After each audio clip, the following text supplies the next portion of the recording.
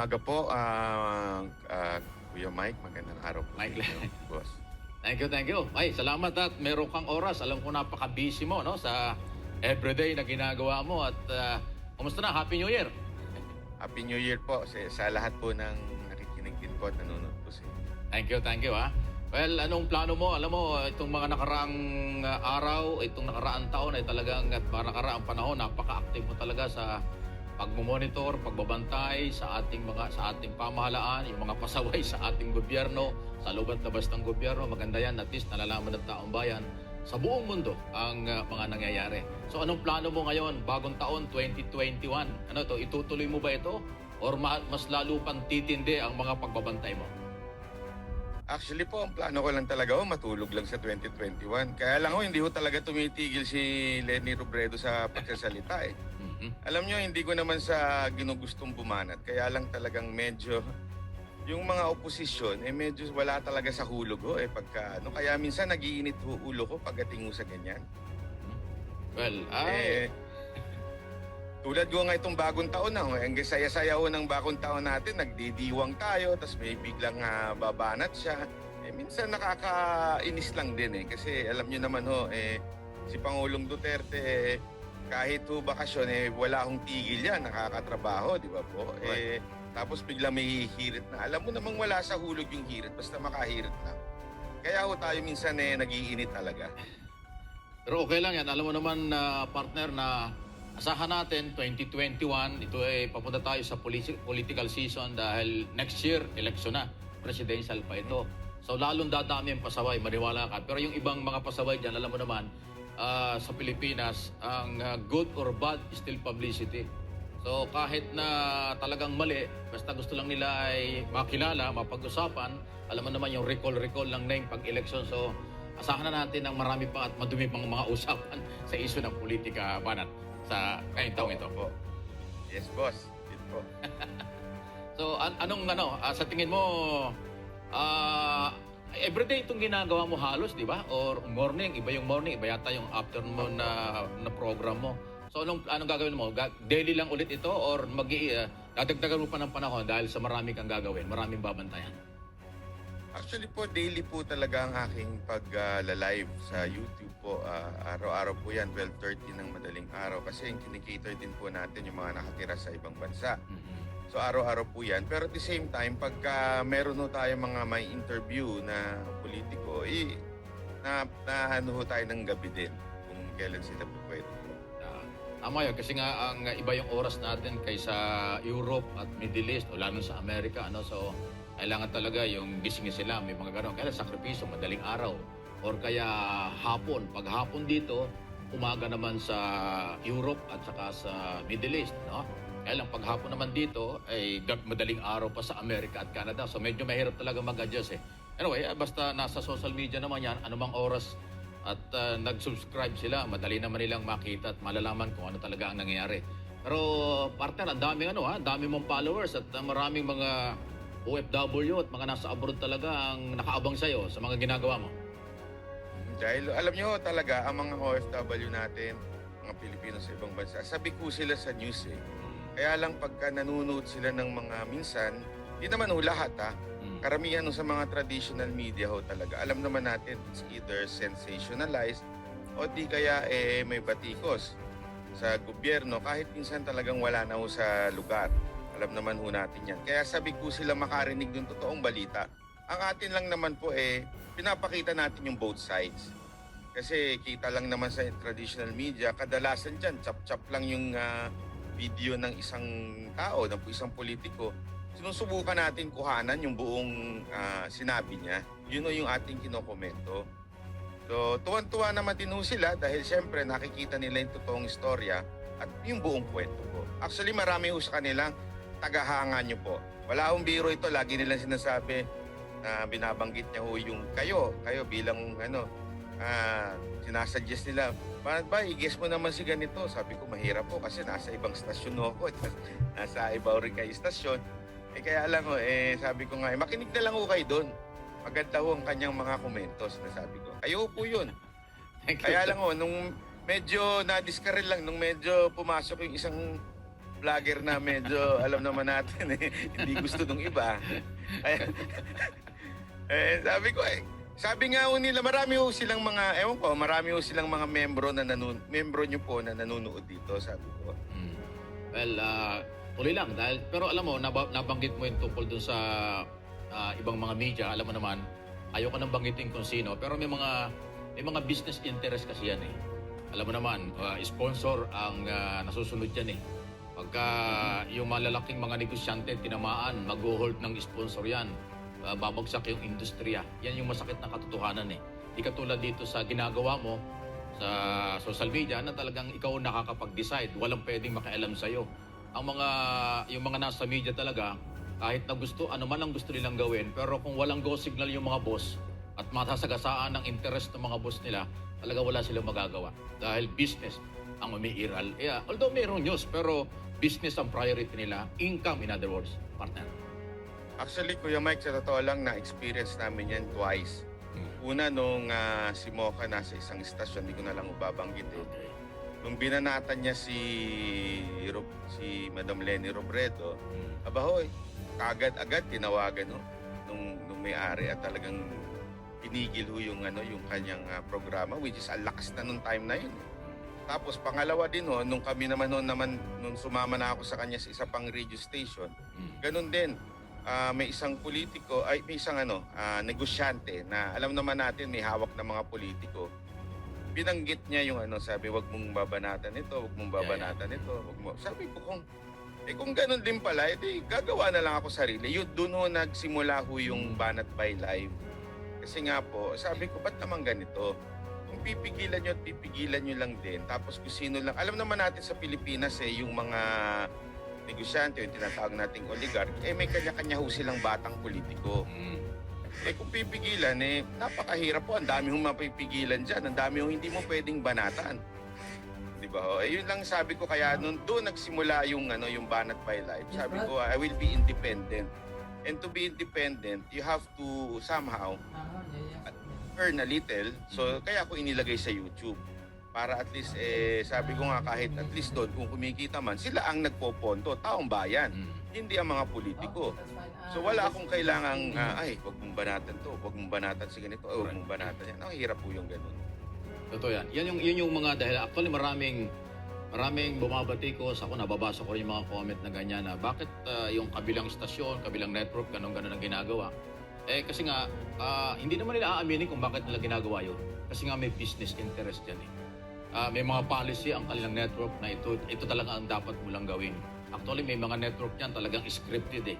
Yung anchor talagang walang pwedeng sabihin na iba kung hindi yung nasa script nila. Ganon sila, dahil meron silang interest na pinangalagaan. Ako partner, maswerte ako dahil dito sa SMNI, siguro nababalitaan mo rin, ako talagang walang nagbabawal sa akin dito. Alam ko yung ginagawa ko at hindi ako tinuruan dito ng management kung ano ang aking gagawin.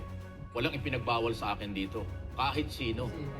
Ma-administration o opposition, talaga dinidiscuss ko rito. Kahit nga mga personal ko pang kaibigang politiko, wala eh. Wala tayong magagawa. Yun ang aking style eh. At ako nagpapasalamat kasi yung management ng SMNI ay ganun ang nila sa akin. Hindi nila ako pinagbabawalan. So, yun naman yung advantage ng SMNI compared doon sa ibang network na katulad nung nakikita ng iba partner. Actually po, kaya maraming humahanga sa inyo dahil alam nyo, ang audience, nasisense naman nila kung meron kang pinoprotektahan. Nasisense nila yan kung meron ka bang, alam nyo, interest na, sa totoo lang, kahit nga ako sa YouTube, itong live ko every night. Kinabukasan, pag gising ko, pag may binanatan ako ng gabi, meron mga tatawag na emisaryo na sabi ko, paldi na mukha nito mga ito. Tatawag pa talaga, sasabihin, hindi naman ganito. Kung pwede, ganyan, kung pwedeng i-delete yan. Sabi ko sa inyo, bahala kayo sa buhay nyo kasi unang-una, nandito naman ako hindi dahil, alam nyo yun, hindi dahil sa meron akong gustong pagsilbihang tao. Nandito ako dahil gusto ko lang bumanat. Anytime na gusto kong tumigil, pwede akong tutigil. Dahil wala naman akong boss. Yun yung kinagandahan. Actually, yan ang mga kinagandahan nitong, lalo na itong inyong channel. Ito hindi ho nagbibiro. Marami ho dyan, yung mga kilalang, alam na natin, network. Mahirap na ho yan. As in, may nagdi-dictate na ho dyan. Yeah. Pero yung mga katulad po ninyo, itong SMNI, na talagang hinahangaan po. Kasi ako, nanonood ako sa inyo.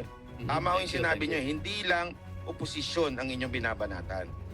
Pati ho yung mga, alam na natin, mga amuyong ni Pangulong Duterte na medyo sablay talaga, binabanatan nyo rin.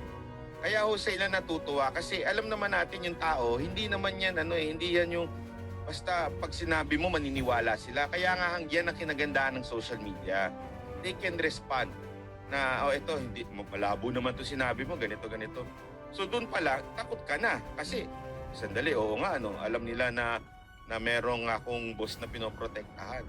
So yun ang kinagandahan ng social media na hindi nakikita ng iba in terms of alam naman natin sa TV, manunod ka lang.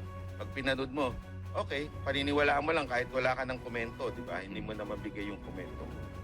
Ayun po, kaya nga sana patuloy din ho kayo dahil napakadami hong humahanga ho talaga ho sa inyo. Wala akong biro ho yun. Thank you. At ako, bilang advice ko na rin sa iyo na yung ginagawa mo, sige tuloy mo lang. Alam mo yung halimbawa may tawag or may mga negative comments sa iyo, kung ano man yon. Kaya mo lang yun, sariling interpretation nila yun doon sa baka binamali ka dahil may sarili silang paniniwala. Karapatan nila yun. Kasi pagka sumunod tayo doon sa reaksyon nila na iko-correct ka o sasabihin mali ka, para namang hindi maganda yun. Kasi kanya lang interpretation yun kanyang opinion yun. Hindi naman pwedeng yun ang masunod. Kailangan yung ginagawa mo sa tingin mo ay tama at nakakaraming Pilipino sa loob at labas ng bansa, ituloy mo lang. Kasi yan naman ang kailangan natin. Lalo na nga, inuulit ko sa panahong ito, 2021, napakarami na magiging pasaway kasi nga mag-i-eleksyon. Marami diyang manggagamit, marami diyang magpapakilala. Talagang kahit anong klaseng pakilala, hindi talaga pwede. Ibig sabihin, hindi naman talaga pwede silang maghawak ng posisyon pero pinipilit. So yan ang babantayan natin. Partner, Oo nga, marami niyan ngayong taon na to. Malapit na, October, filing na ng candidacy. Medyo mainit na ito. Actually, kahit yung katapusan ng ating taon, medyo nagulat pa tayo doon sa survey na lumabas. Lupit ho Sabi ko nga pahabol Yung mga ganyan. Anyway, so maitanong ko lang partner, sa iyong observation sa Duterte administration, alam mo naman na napatutusin, marami na talagang nagawa ang ating administrasyon sa 4.5 years eksakto. 1.5 years na lang natitira kasi pagdating ng 12 noon ng June 12 noon ng 2022 tapos na yung term. Pero dito sa 4.5 years na kanyang pinagdaanan, napakarami na talagang ginawa. Yung laban sa illegal drugs talagang halos nawala na yan. Kakunti na lang, kung meron man, hindi na ganun kalaki. Malaya na tayo nakakalakad kung saan. Yung laban sa graft and corruption, kahit na kaalyado, kahit kapartido, talagang pinapangalanan. Yung tungkol sa crime, halos nabawasan na rin. Meron lang pang ilang-ilang sumisingit, pero natural lang yun. Kahit naman sa malalaking bansa tulad sa Amerika at Canada, meron ding mga crime na nangyayari. Tayo pa kaya. So, may mga ganyan. So, anong tingin mo sa 4 years and a half ng Duterte administration, partner? Alam nyo, napakaganda nung itong nakaraan ni Pangulong Duterte. Kaya lang ilagay natin sa perspektibo kasi iniisip nung iba, tayo hong mga somehow sumusuport sa ating Pangulo. Iniisip nila na we're blind. Di natin nakikita yung mga negative. Marami ho tayo nakikita. Kasi wala naman ng perpektong gobyerno. Right. Kasi lahat, hindi natin, Diyos lang po ang perpekto, ang mga tao, siyempre. Pero kung in terms of yung accomplishment, yung accomplishment pa lang niya for 4 years, mahigit na doon nakasiguro nakailang presidente na yung accomplishment ni Pangulong Duterte. Sa dami niyan. Okay? Kasi sinasabi ng iba, nagsimula naman yan sa mga nakaraang administrasyon. Oo, pero yung para mapabilis. Kasi Boss Mike, ako mismong witness sa mga, dati kasi talaga medyo, di ba, alam naman natin si Mocha, aktibo sa PCOO noon. Yes. Bilang chief of staff niya sa PCOO din. Sumasama ako sa meeting. Ako ang cameraman ni Mocha Every time na nagla-live siya, yung mga department, nakikita ko, nandun ako sa mga inside meeting. Nakikita ko kung gaano yung si Pangulo pag sinabi niya ganito, ganito.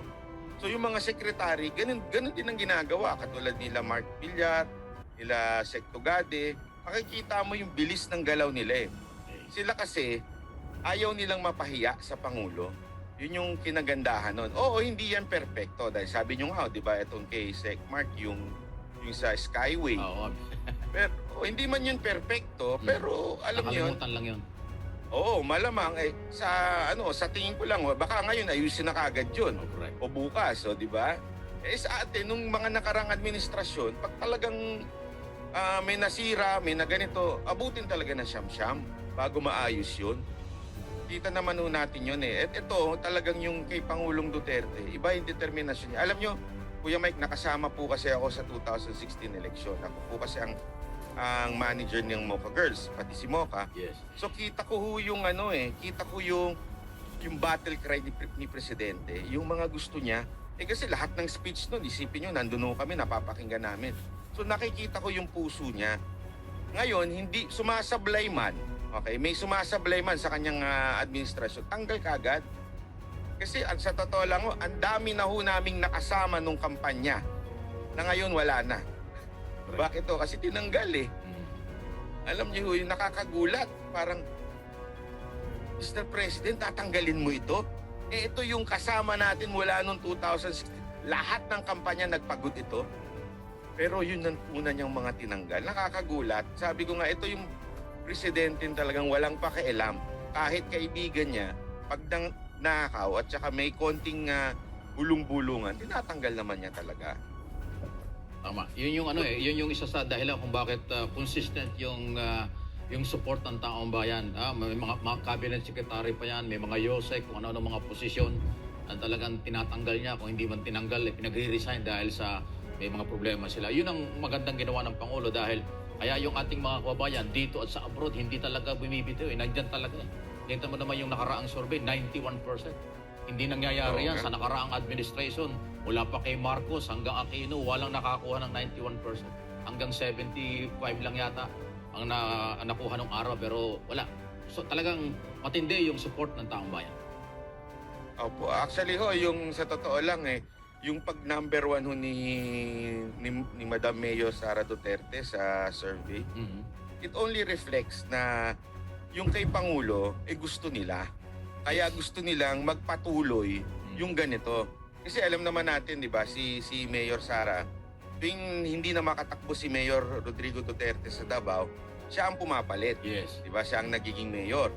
At kita ng tao yung consistency na pag si Mayor Rodrigo Duterte umalis, na itutuloy ni Mayor Sara Duterte. Sa tingin ko, yun yung nangyari sa survey. Ibig lang sabihin nun, they really want yung paano gumalaw si Pangulong Duterte, kaya naging number 1 din si Mayor Sara. Kasi alam nila na ito yung si Mayor Sara yung same, yung kaya magpatupad ng klase ng pagtakbo sa pamahalaan. Tama. Tsaka nakikita nila na ito yung makakapagtuloy ng mga sinimula na hindi natapos ng ating Pangulong Duterte. Kaya gano'n yan, taas na. No? Ngayon pa lang, marami pa mga survey ang lalabas yan. Una-una, hindi pa naman sila mga kandidato, pinag-uusapan. Ang malalaman natin ng official candidate sa mga yan kung sino sa kanila pagdating pa ng October, pag nag-file na sila officially ng certificate of candidacy, doon pa lang natin malalaman. Doon, pag nagkaroon na ng survey, yun ay lihitin mo. Ngayon, ano lang yan although nangunguna or lumalabas na talaga yung mga ganon, yan ay malalaman natin sa susunod na mga pagkakataon pa ilan. Siguro hanggang second quarter nitong 2021 ay lalabas na kung sino talaga ang mga kandidato ng administrasyon. Sa tingin mo, dahil dito sa ginawang ito at performance na ito ng Duterte administration, mahirapan talaga ang kahit na sinong oposisyon na lumaban. Oo. Sabi ko nga kasi yung mga oposisyon, sa totoo lang, maingay lang naman sila sa Twitter. Which is, ang dalihong gumawa ng fake account sa Twitter. As in, napakadali. So, kita mo naman, walang mga muka. Sa totoo lang, kung isipin nyo na nga lang sa mga vlogger na lang po na supporter ng administrasyon, ilan lang ho ang nagla-live sa mga oposisyon. Kasi alam naman natin na karamihan dyan troll. Kaya pag titingnan mo yung ang ingay-ingay nila, trending, ang lakas nila. Konting trending, i-report ng media. Pero pagdating naman sa mga survey, sa mga ratings, sobrang baba nila. Doon ka magtataka na, sino asa na yung mga nagpapatrending sa inyo? So doon mo makikita na talagang medyo, wag daw tayo maniwala doon sa mga yon. Dahil talang kalokohan ho yung mga itong mga Twitter na ito. Dahil madali ho talaga magpaano dyan, magpa-trending. Pero sa tingin mo, dahil isa ka sa original at kasama ng Pangulong Duterte, ano sa tingin mo? Dahil alam mo, itong 2021, marami pang, kung itong mga 4.5 years, maraming bumatikos kay Pangulong Duterte. Ayaw nilang tanggapin na talaga si Pangulong Duterte, Pangulo ng Pilipinas. 4 years nang nakakaraan, 4.5 na nga. Marami pang pwedeng mangyari, marami pang batikos na gagawin itong mga ito kung sino man dyan. Lalo na may mga interest pag 20 presidential at national election. Ano sa tingin mo ang dapat gawin ng mga, kung hindi man ang Pangulo mismo dahil maraming trabaho ito, yung mga taong dapat nagtatanggol sa kanya para naman medyo mabawasan yung pambubugbog na wala sa lugar at politika at harassment ng ibang sektor? Siguro, ito lang siguro, kasi si Presidente pag nagsalita, medyo malalim, meron siyang pinaghuhugutan. Tingnan ho natin, alam nyo, ako, isa ho sa madalas kong binabati ko, sabi ko nga itong si Secretary Duque. Pero every time na pinagtatanggol ni Presidente si Sec Duque, iniisip ko kung saan niya nakukuha yung bakit niya pinagtatanggol, bakit niya hindi pinagre-resign. Makikita mo kung aaralin mo lang talaga kung bakit hindi. Kasi si Presidente, ang puso niyan, basta corruption, tanggalin. Alam niyo yun. Pag nakita natin, alam naman natin si Sec Duque, alam naman natin na, sa tingin ko lang naman po, sablay talaga, mabagal, okay, gumalaw. Pero hindi naman siya corrupt. Yun yung laging sinasabi ni Presidente. Ina-assure niya na hindi corrupt yung tao. Although mabagal, kaya nga meron tayong ibang nilalagay. Meron siyang ibang hindi nyo napapansin, may nilagay pa nga ho siyang Yusek dyan, na taga Davao, Yes, yung namumuno ng ospital dyan sa Davao. Nakita niya siguro, okay? Although hindi na lang niya pinapahiya yung tao na, yung bagal mo, lagay ko itong Yusek ko. Alam niyo yun? So, basahin na lang ho natin yung mga ibang galaw ni Presidente. At saka maganda ho niyan, Kuya Mike, nakikinig naman po ang ating Pangulo sa mga tao. Actually, ako hindi naman sa minsan napapatext na rin ako minsan kay Senator Bongo. Senator Bongo, medyo sablay ito, baka naman kasi ang netizen ganito. Ang maganda naman, nakikinig naman yun yung gustong-gusto ko doon Kasi yung in terms of perfection, wala akong perfectong politiko. Aminin na natin yan. Ang importante, may puso at saka nakikinig. So, yung actually nung sinabi ko nga, ito honestly po, tinext si Senator Bongo pagdating dun sa total ban ng mga, nung tinext ko po siya, sumagot naman po siya at nakikinig po. Yun yung gusto ko. Hindi yung, iba kasi may ibang politiko na pag sinabi mo, abay, nagagalit ka agad. Oh, correct. Alam niyo yun, parang, sandali, makinig ka, kami yung pinamumunuan nyo. Kami yung tao nyo, kami lahat yung, hindi ako nag-text kay Senator Bongo as a vlogger. Nag-text ako kasi yun yung nakikita kong sinasabi ng mga netizen na ito, sablay ito, baka naman ganyan. So ang maganda, yun nga nakikinig sila.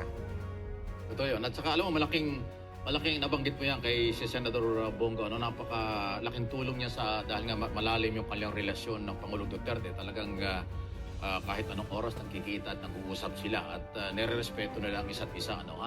Malaking bagay na nandyan si Senator Bongo dahil marami rin akong kaibigan. Ako minsan nagte-text din ako kay Senator.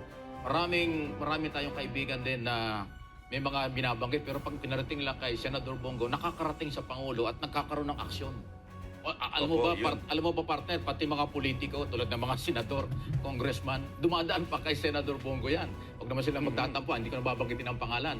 Samantalang sila yung mga kapwa senador, pero ganun kahalaga, ganun katindi yung relasyon ni Senator Bongo, kaya nga nakakarating direkta sa kanya yung mga sinasabi ng kapwa politiko at ang taong bayan nakapansin na sabihin mo nga medyo sumablayo, medyo may pagkukulang, may konting pagkakamali, mabilis na nakukorek nila, partner.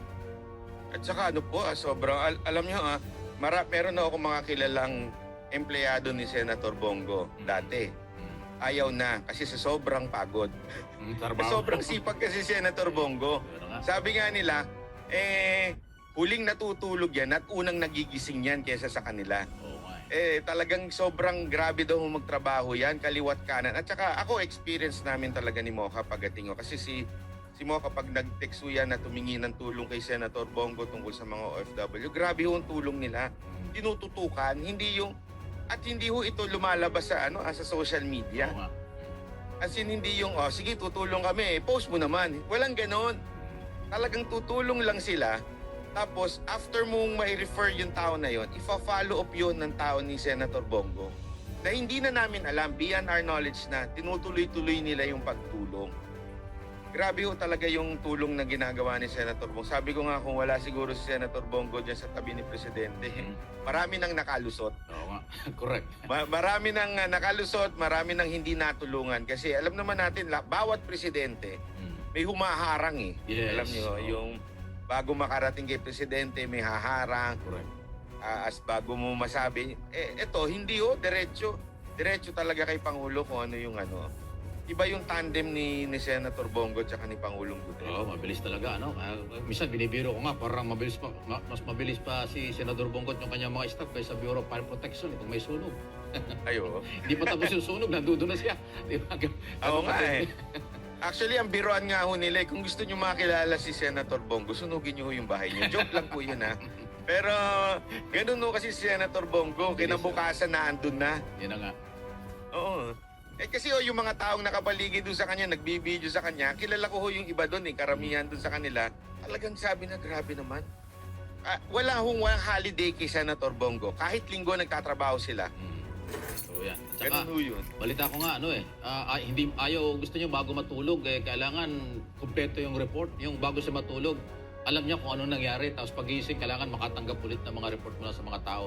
Meron din akong kaibigan na staff niya, nandun sa Senado. Talagang grabe nga. Ito na sinasabi mo. Talagang 24 hours ang kanilang operation. At malaking tulong sa Pangulong Duterte at sa lahat ng mga Pilipino, Luzon, Visayas, Mindanao. Dahil nga, lalo nakita mo naman yung kanyang malasakit center. Although nasa batas na yun, kaya mabuti nga naging batas. 95 na yata yan. Nationwide. So, ganong kabilis, ganong karami. So, Pero boss, malasakit center. Boss Mike, kaya natin binabanggit ito na yung kay Senator Bongo. Dahil doon pa lang, makikita mo na hindi man perpekto, pero gumagalaw. Yes. Alam nyo yun, hindi natin sa dahil sa, inaano lang natin si Senator Bong, hindi ho, yung sabihin ho, pero hindi ho man, alam mo, mahirap pagpatakbo ng isang bansa. Right. Lalo na ho pagpatakbo ng isang bansa na sablay ang konstitusyon. Napakahirap po niyan. Totoo yan. Talagang lahat kahapon nga lang ho, nagkwentuhan ho kami ni Sir Jimmy Bondo. Ang isang advocacy niyan yung sa procurement. Grabe ho sa gobyerno, yung o-order ka lang ng ballpen, talagang grabe. Kasi na-experience namin yun nung nasa PCOO kami. Walang laman yung lahat ng gamit. Para mo mabalagyan ng gamit yun, antindi ng procurement dun. Correct. Sa opisina. To the point na, hindi ako na nga lang ang bibili kaysa yung, kayo pa yung ano. Pero pagdating mo kay Senator Bongo, binibilisan mo talaga nila. Kaya ako, na-appreciate ko yun kila Pangulong Duterte. Doon ko nakikita, grabe naman pala yung ginagawa ng Pangulo. Sinusubukan niya talagang solusyonan as fast as he can. Pero siyempre, nasa batas. Kaya nga napakaganda rin talaga ng kombinasyon na napakatalinong abogado ni Pangulong Duterte. Kaya ang bilis gumalaw. Tama yan. At saka yung oras nila, walang oras ng trabaho. Kaya hindi pa pwedeng yung mga cabinet secretary o nautusan na magtrabaho, hindi pwedeng magpa-relax dahil maghihintay ng report ng Malacanang kahit anong oras. Pag walang naibigay na report kung ano nangyari doon sa ipinagawa, may problema na. At tama, nabanggit mo yung saligang batas, isa yan sa malaking problema. Hindi nga lang talaga mabago. Alam mo bang maraming mga napunta sa gobyerno talagang nag-aabono talaga para lang magawa, makabili ng table, magawa yung opisina, kahit sa Kongreso, Senado. Hindi sila gano'n din kabilis makakuha ng pondong papaayos ng opisina. Nag-aabono talaga sila, tapos saka na lang nila sinisingil sa gobyerno kapag may available na pondo na. Kasi pag inasahan mo yung proseso, naku, baka tapos na yung term mo, wala ka pang opisina. Sa bagay. Ewan ko nga kung bakit magulo talaga Sabi ko, wala Sabi ko naman, hindi man pwede nilang i-release. Wala naman silang kasalanan doon. Kasi baka naman makuha sila. Yun nga. Pag ni-release kaagad nila na mabilisan. Kasi ito yung marami rin tayong nilalapit na tulong sa PAGCOR. Yes, yan. Through Jimmy Bondo. Ang dami namin hiningin tulong. Kahit namin siyempre may kakilala ka doon, kailangan mo pa rin dumaan sa proseso. Right. Kasi pagka naman pinagbigyan ka agad at in-approve, sila naman ang malilintikan ng COA niyan. Di ba? Kaya sabi ko nga, grabe, kahit gusto mabilis na tulong ng gobyerno, kung pangit yung sistema, kung pangit yung mga wala tayong magagawa. Talagang mabagal. Na-experience namin yan ngayon sa OFW. Bago mailabas yung pera, lagi niyang sa akin sinasabi ni DA Moques, bakit di na lang kasi ibigay? Alam niyo, minsan yung ayuda ng mga OFW, Mm. na siya mismo naiinis na bakit din na lang kasi ibigay ng mabilis to? Bakit din na lang ganito? Sabi ko, syempre naman din, pagka binilisan nyo naman yan, tapos baka isipin pa, alam niyo yun, alam niyo yung mga oposisyon, ito binigyan ka agad, bakit hindi nabigyan to? Siguro kaibigan niya ito, siguro ganito. Kaya nga, sisilipin. Oo sabi ko nga, anong gagawin natin? Nasa ano nyo, kailangan ganito, i-approve ni ganito, dapat i-approve ni ganyan. Wala na. Patay na yung OFW bago pa natanggap yung kailangan niya. Yun ang masakit dyan. Tama ka, dahil yung OWA, Overseas Worker Welfare Administration, yan talaga nakapokus. Isipin mo yung budget nila at saka yung trabaho nila, yung kanilang opisina, ang trabaho lang talaga para sa OFW. Pero sa dami ng mga proseso, nadi-delay talaga yung mga kailangan kasi nga nasa sa sabihin natin mahigpit yung COA, pero dapat lang yun kasi pag hindi naghigpit ng COA, baka naman malusutan ng iba. So alam mo naman, may gumagawa ng ganon. Kaya tama lang na talagang pangalagaan mabuti. Pero sa isang banda, sa tingin mo, dahil dito nababanggit natin yung mga prosesong ganyan, lalo tigil sa graft and corruption, sa tingin mo sa 4.5 years ng ating Pangulong Duterte, malaking pagbabago. Actually, marami talagang natipid na pera, hindi talaga nakurakot. Kung meron man, nakakalusot, pero malaki ang natipid or na-save na pera ng bayan. Yung malaki kasi alam niyo, simula pa lang nung ni Pangulong Duterte, ang dami niya nang nasisante na hindi lang naririnig sa media. Kasi minsan, di ba, dati nga nakabuntot lagi si Mocha doon, na ikikwento niya, minsan talagang palalabasin lahat, tapos may papasok na yusek, talagang nasisigawan, talagang nasisibako talaga. So sabi ko nga, ang dami ng instance na ganyan, na sabi ko yung kasi nagagalit si Pangulo doon dahil pera ng bayan yun malaki ho yung pag hindi mo na-release yan, sabi nga, di ba, pag hindi mo na-release yan ilang araw lang, bakit di mo ma-release? Ibig sabihin, nakaantay ka ng abot, di ba? So yun yung parang, sabi ko nga, sa dami niyan, ang dami ng nasolusyon ng problema na mabilis na punta sa tao. Yun. Kaya lang, tulad nga, di ba, nung una, nagka-problema sa ayuda, yung unang pamimigay. Yes. Pero ang sabi ko nga, okay yun, sige, na problema. Nagulat naman tayo lahat sa pandemic. No one expect a pandemic na ganon. So, siyempre, we are unprepared. As in, unprepared, paano magbibigay, walang national budget. ID, wala lahat. Oo. Walang pera. Pero kung titingnan mo naman, yung pangalawang ayuda, gumanda na. Okay. Ang nakakainis, siguro, kung pangit na nga yung first na ayuda, tapos pangit pa rin yung pangalawa, malaking problema natin. Bakit ganon? Kaya lang, gumanda na nung pangalawa So, ibig sabihin, meron yun yung yung sinasabi natin, hindi man perpekto, pero kita mong gumagalaw yung gobyerno. Nababago. Oo. Yun Tama. importante doon. Tsaka actually, itong ang bayanihan, yung Ayuda 3, di ba? Merong bayanihan 3 na pinag-uusapan. Ito, maganda ito dahil i-assign na sa bawat department. Dati kasi na-focus lang sa Department of DSWD at kung saan-saan ngayon, bawat department na yung naghahawak. So, maayos na yung distribution at maayos na yung paggastos niya. Kaya, ganoon talaga, sa umpisa medyo mahirap. Pero, well, sana maayos din. Sa tingin mo, partner, dahil nga alam mo naman, ang mga Pilipino, uhaw sa pagbabago. Talagang matagal tayo naghihintay, ilang dekada na talagang namblema ang ating bayan. At ngayon, sa Duterte administration, maraming nangyari na pagbabago. So, sa tingin mo, kapag hindi naging kakampi ng Duterte administration ang susunod na presidente, o biglang babago na naman, anong mangyari sa bayan natin? Anong pwedeng mangyari? Sa tingin ko talaga, kasi mangyayari niyan. Alam niyo naman sa kasaysayan ng Pilipinas, gantihan. Yeah. Ganyan ang ganyan ang patakaran sa ewan ko pa kung bakit ganyan na kinaugalian natin na pag may napalitan, magiging gantihan. Sabi ko nga, dito ko lang nakita personally na walang ganon sa gobyerno ni Pangulong Duterte. Kasi sa totoo lang, hanggang ngayon, ang dami pang dilaw dyan sa loob ng ng mga ahensya ng gobyerno. Yes, correct. Na hindi inaalis, nire-retain. Sabi nga namin nung una, nagtataka kami, bakit ganun? Ba't na-retain to? Bakit na-retain to? Kasi kay Pangulong Duterte, naalala ko yung sinabi niya noon sa simula, just do your job. Yes. You will not be replaced. Okay? Yun yung sabi kong, iba tong presidente na ito. Kasi marami talaga na naandyan pa, galing pa sa administrasyon nung nakaraan, na hindi naman niya tinanggal. Basta gawin mo lang yung trabaho mo. Hindi mo maging kailangan Duterte supporter ka. Basta gawin mo yung trabaho mo. So ito din yung dapat sana lang ewan ko, sana naman wag magkasundo-sundo yung alam naman natin yung may mga interest maging Pangulo. Sana magkasundo-sundo kayo na isa lang ang kandidato ni Pangulong Duterte. Kasi pag kayo hindi nang kasundo-sundo, baka makalusot yung mga alam na nating gugulo lang.